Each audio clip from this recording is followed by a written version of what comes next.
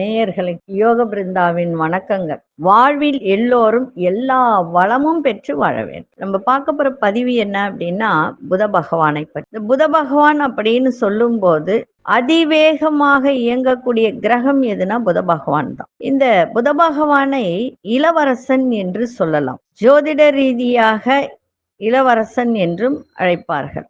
இந்த புதன் என்னென்ன காரகத்துவம் அப்படின்னு பாத்தீங்கன்னா, அறிவுக்கு சிறந்தவர், ஞானம், சிந்தனை திறன், அறிவு சாரா விஷயங்களுக்கு காரகர் புதன் தான். அதே மாதிரி புதன் கன்னி தெய்வம் அப்படின்னும் சொல்லக்கூடியது.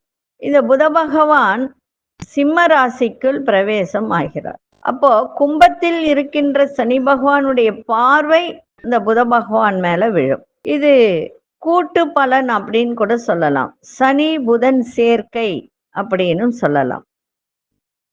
ஏற்கனவே நான் தினப்பலன்ல போட்டிருப்பேன்.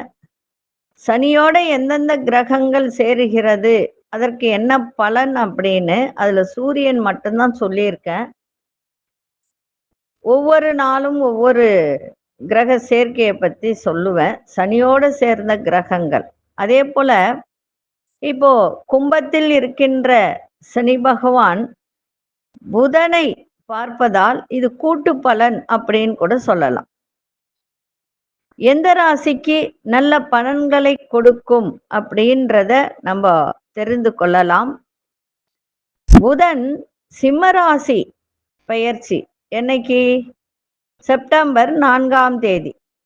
செப்டம்பர் 4ஆம் தேதி பெயர்ச்சியாகி அவர் சிம்ம ராசிக்குள் வருகிறார். எத்தனை மணிக்கு அப்படின்னு பார்த்தீங்கன்னா 11:41 பகல் புத பகவான் சிம்ம ராசிக்குள் பிரவேசம் ஆவார்.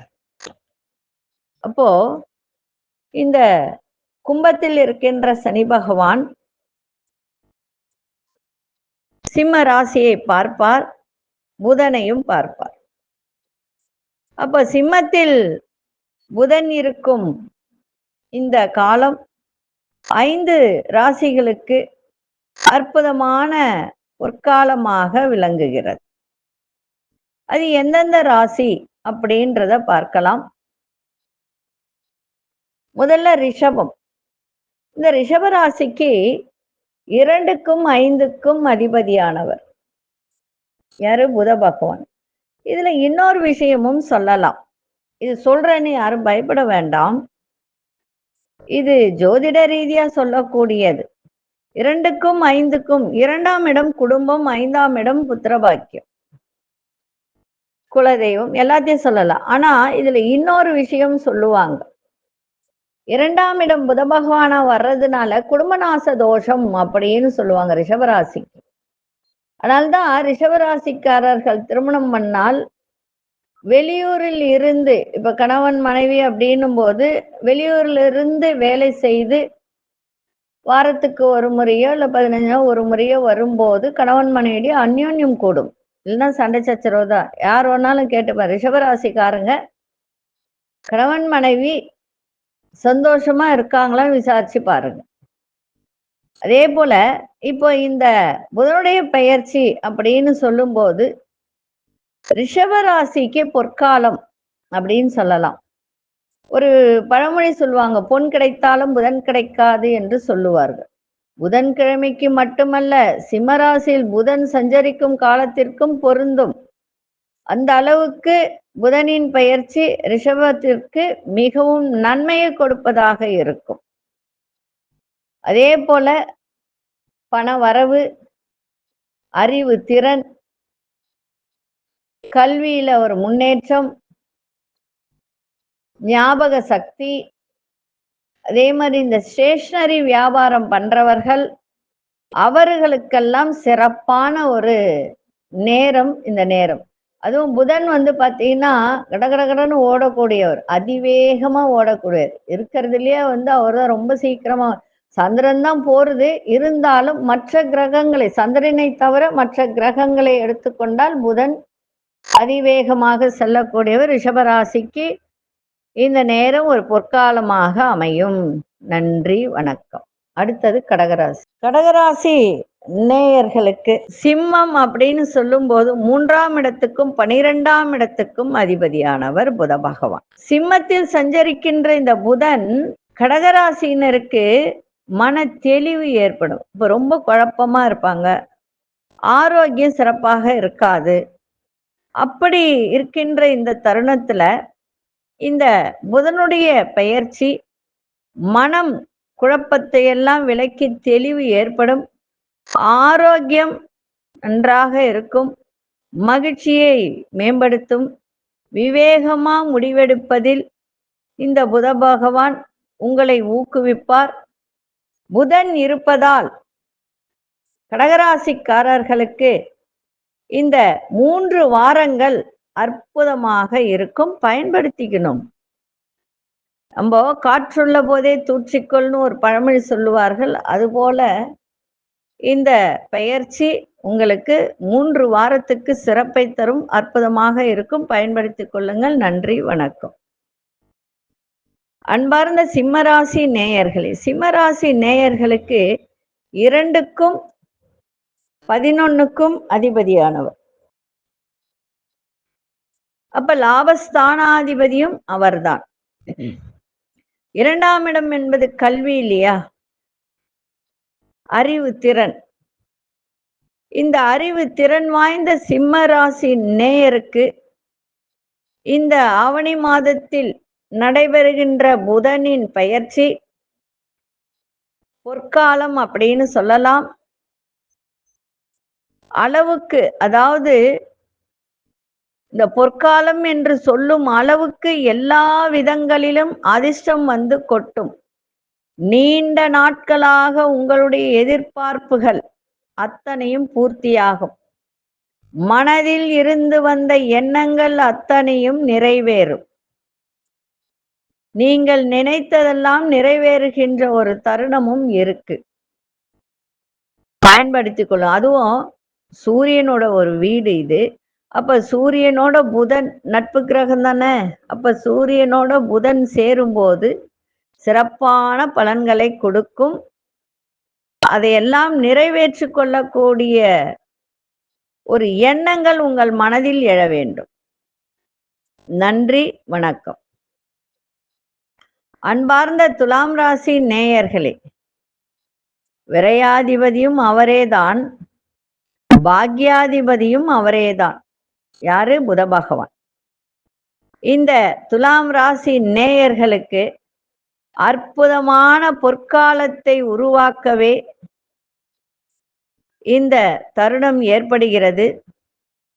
சிம்மத்தில் புத பகவான்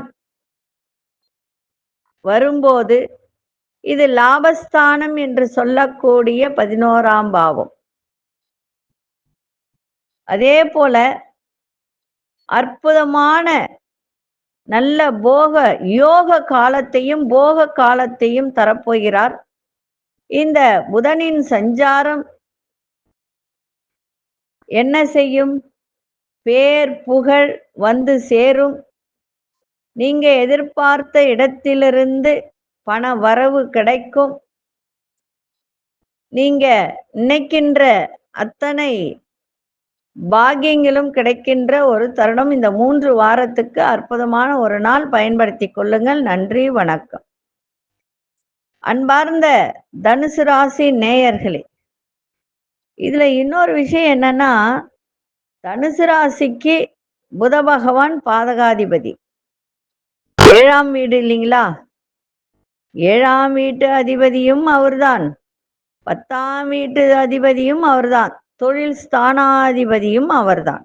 அப்போ தனுசு ராசினருக்கு இந்த சிம்மத்தில் சஞ்சரிக்கும் 10ஆம் அதிபதி அப்படின்னு சொல்லக்கூடிய புத பகவான் சிம்ம ராசியில் பயிற்சி ஆகும்போது தொழில்ல நல்ல முன்னேற்றம் கிடைக்கும், வேலையில் திருப்தி இருக்கும், புதிய பொருட்கள்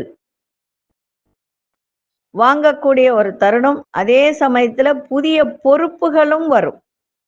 புதிய பொறுப்புகள் அப்படின்னு சொல்லும்போது அது வேற லெவல்ல பலன் கிடைக்கக்கூடிய ஒரு தருணம் இருக்கு.